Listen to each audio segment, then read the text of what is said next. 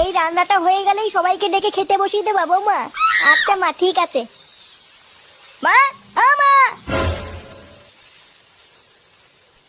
এই বাঞ্চতটা এখানে কেন এসছে? তুই কার কথা বলছিস? এই যে মাসিমা, আমার কথা বলছি গো। আপনার ছেলেটা না খুব দুষ্টু, একটু ইয়ার কিউ বোঝে না বাবা গো বাবা। হ্যাঁ গো, তুমি আমার ভাইকে গালাগালি দিলে। বাড়াতে গালাগালি দেবো না তো কি দেবো? ও বলছো তার বাল, বাড়া আমাকে ঘরে একা পেয়ে আমার প্যান্টের ভিতরে হাত ঢুকে দিয়েছে। মা গো মা, জামাই বাবু তুমি অত রেগে যাচ্ছ কেন? আমি তো তোমার শুধু একটু সাইজটা দেখছিলাম গো। কি ছিল হোম তার বাল? বাড়ি গিয়ে বাবার সাইজ দেখবি যা। কি সব উল্টো পাল্টা কথা বলছিস তুই? যা বলেছি ঠিকই বলেছি। লেওরা আজকে প্যান্টের ভিতরে হাত ঢুকে দিচ্ছে, কালকে তো বলবে হালকা করে পুঙাও মেরে দাও। এই কি হয়েছে রে? এত চেঁচামেচি কিসের? দেখুন না মেশামশাই, মা গো মা, আপনার ছেলে একটু ইয়ার কিউ বোঝে না। ওটাই আর কি ছিল বাঞ্চদ? দেখেছেন তো কিভাবে বলছে। দেখো মা, আমি কিন্তু বলে দিচ্ছি, এই চুদির ভাই যদি বাড়িতে থাকে আমি কিন্তু বাড়ি থাকবো না, বলে দিলাম। চোরে বাচ্চা, তুই ঘর থেকে বেরিয়ে যা।